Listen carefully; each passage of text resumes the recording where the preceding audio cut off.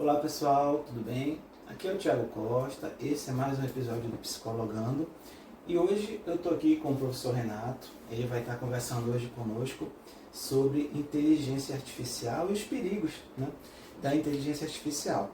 O professor Renato ele possui a graduação em Administração de Empresas pela Universidade Paulista, tem formação pedagógica em Filosofia pelo Centro Faveni, especialização em Pedagogia Empresarial e Social pelo Centro Universitário Faveni, especialização em Ciências Humanas e Sociais aplicadas ao mundo do trabalho pela Universidade Federal do Piauí. Atualmente, ele é instrutor pelo eixo de Gestão e Negócios do SENAC, em Capanema, há mais de 4 anos. Professor, seja muito bem-vindo, é um prazer tê-lo aqui. Obrigado, muito bom poder estar aqui, que eu possa estar contribuindo bastante nesse tempo que nós estaremos juntos. Perfeito. Bom, então, para a gente iniciar esse nosso debate, professor, queria perguntar para o senhor como é que o senhor enxerga essa afirmativa de que as ferramentas que entregam respostas prontas, em segundos, elas podem, de alguma forma, produzir o que a gente diria de uma atrofia do pensamento crítico, do raciocínio, dessa capacidade de resolver problemas. Como o senhor enxerga isso? Isso faz sentido ou é mais uma coisa para assustar as pessoas? O que é que o senhor vê? Então, olhando de experiência de sala de aula, se eu for começar logo se for entregar logo a conclusão do pensamento, a atrofia existe e temos a falta da leitura e da escrita é um dos pontos. Agora, como eu posso argumentar isso? Nós temos um livro da professora sueca Inger, A Boa e a Má Educação é o nome do livro. E ela fala da plasticidade do cérebro. Ela diz que quando nós praticamos uma habilidade cognitiva, motora, no cérebro é criado trilhas. E é chamado dessa plasticidade. Há um outro livro do professor francês Jules Payot. O nome do livro é O Aprendizado da Arte de Escrever. Ele diz que essa parte quando eu escrevo, eu estou exercitando o meu cérebro. A professora e médica Maria Montessori, no livro Desenvolvimento Criativo da Criança, ela diz que esse instrumento de aprendizado é a parte da mão. Então a criança ela tem que estar sempre em movimento. Quem está nos assistindo agora, nos ouvindo, se você for no Google e digitar os efeitos de escrever à mão, você vai encontrar muitas matérias, G1, Globo, Metrópolis, Gazeta do Povo, bastante sobre estudos que já temos sobre a escrita. A universidade lá da Noruega chamou 36 estudantes, fez aquele eletroencefalograma. Isso, colocou 256 sensores nesses 36 estudantes, que é para poder observar como era a atividade do cérebro. O que foi que eles descobriram? Quando esses estudantes escreviam, os efeitos da escrita eram muito maior do que quando eles digitavam. Então, e aí a pessoa pode ir no Google pesquisar sobre esse estudo da Universidade da Noruega, que é disponível o PDF. Isso é muito legal. Então, o que é que nós temos até aqui de evidências? Escrever tem os efeitos muito melhor do que digitar. Outro ponto, tem um neurocientista, o Michael Desmonguet, ele escreveu um livro que tem 2 livros que é muito forte o título, muito assim, agressivo o título, que ele diz faça-os ler para não criar cretinos digitais. E nesse livro ele diz que a leitura é uma das atividades mais complexas para a parte cognitiva. Até fiz uma anotação aqui, ele diz que quando eu leio, fortalece a linguagem e vocabulário, compreensão profunda de texto, criatividade, atenção sustentada, essa expressão escrita e oral, empatia, raciocínio complexo e até a sucessão escolar e profissional futuro. Então, pelos estudos que ele foi fazendo acompanhando crianças, ele trouxe essas evidências nesse livro. E, inclusive, um outro livro dele, desse neurocientista Michael Desmouguet, o título do livro é A Fábrica de Cretinos Digitais. Ele diz que essa exposição de telas, e aí envolve redes sociais, telas, atrofia o cérebro, e é uma linguagem que ele usa. Ele coloca que traz o empobrecimento da linguagem, desse raciocínio, e apresenta diversas evidências. Então, concordo com a sua afirmativa, com a sua pergunta, aliás, lá no início, sobre atrofiar o cérebro, porque as evidências mostram isso. E a experiência na sala também vejo isso, de alunos com essa baixa capacidade de resolução e essa dificuldade do pensamento crítico, e muito disso vem da falta da leitura e da escrita. Muito bom, professor, o senhor colocar isso. Eu achei muito interessante.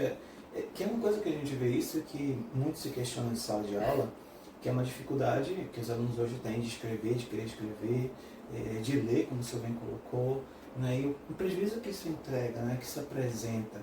E pensando sobre isso, né? A gente, por exemplo, tem uma fase que ela é crucial no processo formativo, que é a educação básica, né? Então, a educação básica, quando hoje, né, com o uso dessas ferramentas, o aluno ele vai, em vez de fazer uma pergunta, usar a inteligência artificial como uma ferramenta de suporte, acaba muitas das vezes sendo uma ferramenta de respostas prontas, né? E isso é um problema porque, entendo assim, né? Essa visão, que já é uma visão mastigada, não é uma visão do aluno que está perguntando, mas uma visão ali projetada pela inteligência artificial, né? Então, de temas complexos, você já pega uma resposta pronta, né? Isso me parece um grande problema. O senhor vê que isso é um risco para o que a gente chama de autonomia intelectual dos estudantes? Eu eu respondo apresentando os 4 PCs da BNCC. A BNCC pontua que existe o pensamento... Professor, só uma coisa, para quem está nos ouvindo e não sabe o que é...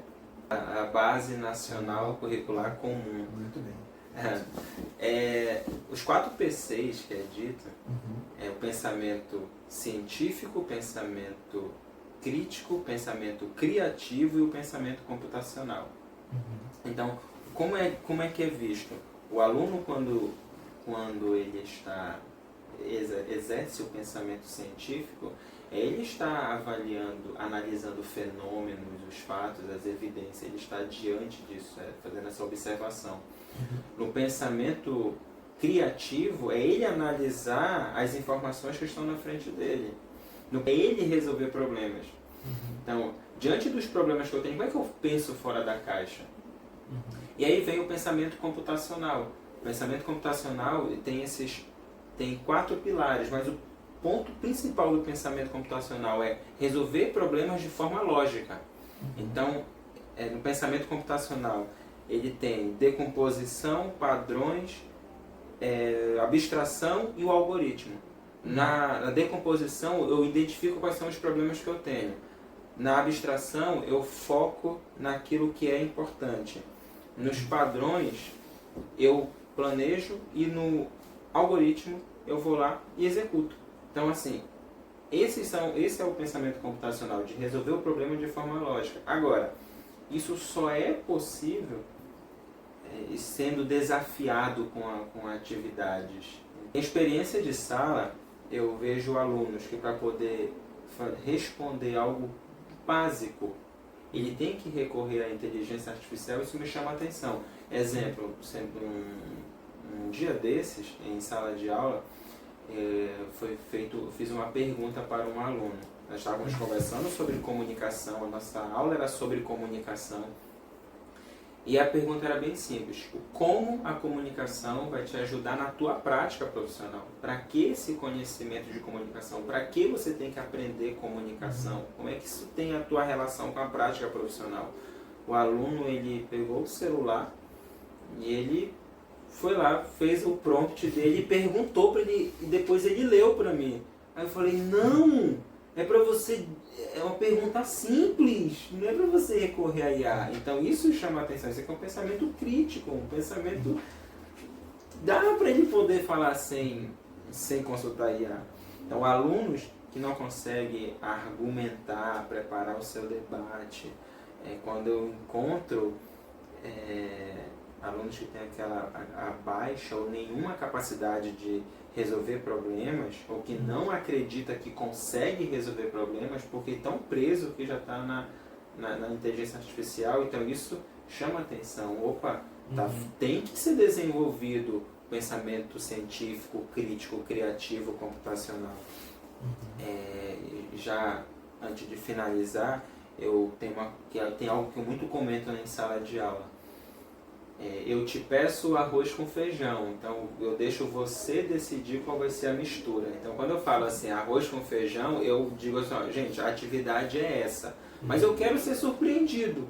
Eu quero que você tenha autonomia, o teu protagonismo de o que mais dá para poder trazer, o que mais posso fazer diferente. É algo que eu acredito que a autonomia digital é algo bem visto e bem pago no mercado. O profissional de hoje, ter autonomia digital é o bem visto e bem pago. Agora, ter autonomia digital não é o mesmo ser dependente digital. Então, tem que ter esse cuidado. E isso é bem interessante, né, professor? Porque pensando assim, é necessário no mundo hoje, é uma ferramenta que a gente precisa saber utilizar, e acho que esse é o ponto, né? Saber utilizar. E a grande questão é, como é que a gente em sala de aula, né, ou no dia a dia, né, qual é o cuidado que a gente tem que ter, por exemplo, né, puxando o que o senhor já estava falando, para evitar que de repente a tecnologia ela não acaba indo para esse lado de tornar uma pessoa dependente, né, de tecnologia, até para questões simples, né, para perguntas simples. Você estava mencionando sobre esse caso, eu recordo tantos outros, né, nesse mesmo sentido, ou seja, passa a ser meio que uma extensão do corpo aí, né? É o que já falam do telefone. Às vezes dizem que você às vezes sai de casa, esqueceu a chave de casa. Não, tudo bem, vamos embora. E saiu de casa, está no trabalho, quase chegando no trabalho, esqueceu até volta porque é um pedaço de mim. E aí, parece que essa coisa também da IA, ela está indo para esse caminho, né? De se tornar também uma coisa tão dependente para questões simples, de você perguntar coisas simples de raciocínio. Do dia a dia você precisa recorrer a essas ferramentas e isso pode ser um grande perigo, né? E aí, como que a gente poderia também, de alguma forma, evitar essa dependência aí, para que justamente o nosso pensamento, né, e até nossas tomadas de decisões, né, e nossas decisões pessoais não fiquem reféns desses algoritmos. Que caminho você consegue visualizar para isso, professor? Acredito que cumprindo o que diz as diretrizes e bases da educação nacional, artigo 22, parágrafo único, que diz que o objetivo da educação básica é formação de leitores. Então, isso aí já é um caminho muito legal. Por exemplo, há uma pesquisa nos retratos de leitura do Brasil que diz o seguinte: foram entrevistadas pessoas que antes eram leitores e que deixaram de ler. E aí foi perguntado por que você deixou a leitura. 46% das pessoas que responderam disseram que é falta de tempo. Mas nessa mesma pesquisa foi dito o seguinte: no teu tempo livre, o que você faz? 80% dizem que é redes sociais, internet. Não, vamos lá, então isso aqui chama a atenção. Nessa mesma pesquisa é dito o seguinte: qual é a frequência que as pessoas maiores de 18 anos estão comprando livros? E aí foi visto que em 12 meses das pessoas que estavam foram entrevistadas, né, em 12 meses não tinha tido nenhuma relação com compra de livros. Agora, tem uma que me chama a atenção, Aí eu estou falando sempre dessa pesquisa dos retratos da leitura do Brasil. Me chama a atenção é essa, de adolescentes de 15 a 16 anos, que o livro mais extenso já lido por 66% não passou de 10 páginas. Então quando nós estamos falando de ser refém, da pergunta que você me trouxe, eu vejo isso. Então, por exemplo, experiência de sala. Mobilizar metodologias ativas que faz com que o aluno explore os usos dos 4 PCs que você teve anteriormente, eu vejo como uma saída. Muito bom, professor. E agora, avançando um pouco, professor, a gente pensando então nessa formação cidadã, né, e pensando no papel crucial da escola, né, desse debate de ideias, né, até do conflito saudável que pode porventura ter, de conflito de ideias, né, esse local aí da empatia entre professores e estudantes. A gente vê, né, que esse uso indiscriminado ele é um grande problema porque ele acaba afetando de forma significativa essa capacidade, né, de pensamento crítico, a capacidade de autonomia, né, do pensamento, a autonomia do seu fazer, inclusive fazer profissional, né. Bom, e considerando isso, né, eu tenho acho um outro efeito que eu acho que é um efeito perigoso também, né. Eu já vi algumas pessoas, e aí seria um ponto só para a gente conversar sobre isso, mas assim, tem pessoas que utilizam as inteligências artificiais, inclusive, como uma espécie de confessionário, né? Então, pede opinião para tudo ali, e isso, de alguma maneira, também tem impacto na sua relação com o outro, né? Porque esse é o lugar do outro, e aí o ponto na formação, né, na formação escolar ali e tudo mais, dessas relações sociais, das habilidades sociais desenvolvidas. Então, quando a gente utiliza essas ferramentas, né, isso de alguma forma, inclusive para questões mais profundas, né, questões complexas, utiliza as ferramentas como um guru, né? E esse processo como um todo, entre tantos outros, o senhor enxerga que de alguma forma, nesse sentido, poderia correr o risco ali de desumanizar, inclusive o processo educativo, né, com esse mau uso nesse sentido? Então, quando experiências de sala, quando eu encontro alunos que estão apáticos, com pouco ou nenhum vocabulário, quando eu encontro assim, aquele aluno que tem uma baixa ou nenhuma interação com pessoas, sabe, com grupos, alunos que acabam desenvolvendo até mesmo ansiedade, em alguns casos até de depressão. Já vi alunos com questão de glossofobia. Então, assim, muitas dessas vem desse excesso de telas, de IA, da internet, das redes sociais mesmo. Eu faço até um comentário com eles. É um conselho que eu falo assim, faça um jejum nas redes sociais. Às vezes o aluno fala assim para mim, não, professor, mas eu não sou dependente, eu estou no controle. E aí eu falo, tá, quando foi a última vez que você decidiu não usar? De hoje eu vou passar 7 dias sem usar a IA. Ou sem usar um Instagram, por exemplo, da vida. Nada, nunca fiz. Não, calma lá, faz um teste. Pra você saber se tu estás no comando, se tu não é dependente, testa a si mesmo. Então, isso, professor, faz com que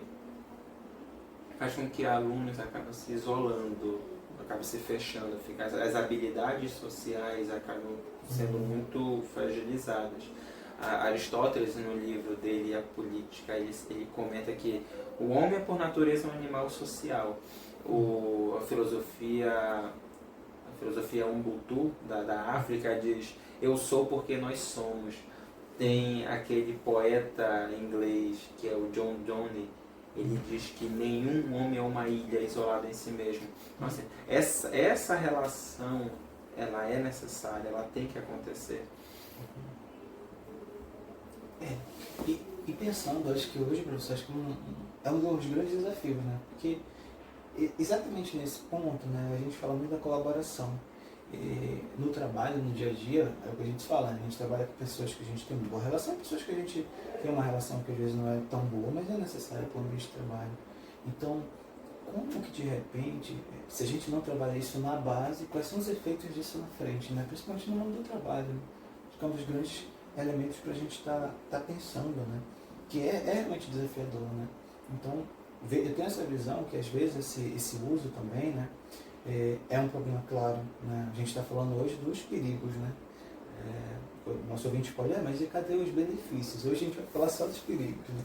Dos riscos e tal. Mas pensando sobre isso, é uma questão de problema lá para frente, né, professor? Sim, sim. Inclusive, o professor Rui Afonso da Costa Nunes tem um livro que A Ideia de Verdade na Educação.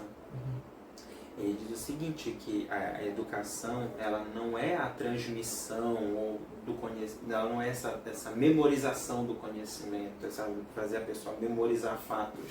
Não é isso que é a educação. A educação, ela deve orientar o educando pela busca da verdade, sabe? Preparar o sujeito para conseguir pensar criticamente, identificar o verdadeiro do falso.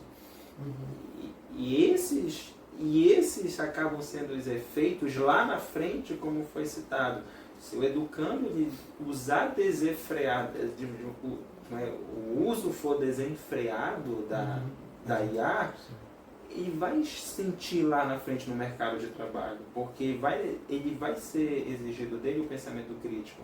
Então, Alberto Chiavenato, ele fala muito sobre o conhecimento, habilidade e atitude, mas agora ele coloca conhecimento, habilidade, julgamento e atitude.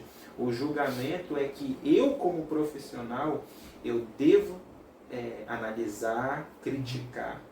Então, esse é o meu argumento, é a minha resposta, né, sua pergunta. Muito bom, professor, muito bom. Nós estamos caminhando para o final, mas tem um ponto que eu acho que também é muito forte da gente pensar, ainda nesse sentido, que é sobre a questão do processo, né? Acho que a educação é um processo, e como processo, a gente tem vários momentos em que o nosso processo formativo, a gente vai ter momentos de decepção, algo não vai tão bem, né? A gente às vezes vai conseguir ter êxito, às vezes não, mas quando a gente passa pelo uso das IAs, isso tem um efeito que é muito curioso, que é o efeito de você nunca errar. Né? Você não tem um erro, porque você faz uma pergunta, dependendo de como se usa, né? Você consegue gerar uma pergunta certa, pronta, e você não tem essa questão de você pensar, de você errar, então frustração quase zero, né? E aí, isso tem, pensando especificamente com o resultado final, né? Só estar correto naquela questão. E aí a gente vê, né, que tem um processo que é, de um lado, os estudantes procurando encurtar caminhos, né, para tentar convencer os professores dessas respostas, tentando burlar o sistema muitas das vezes, e do outro lado os professores tentando fiscalizar ver se os alunos estão usando a IA. E aí fica num cabo de guerra muito complexo. E, bem, o que a gente pode pensar desse processo, né, para os professores, para os alunos e para as instituições, né?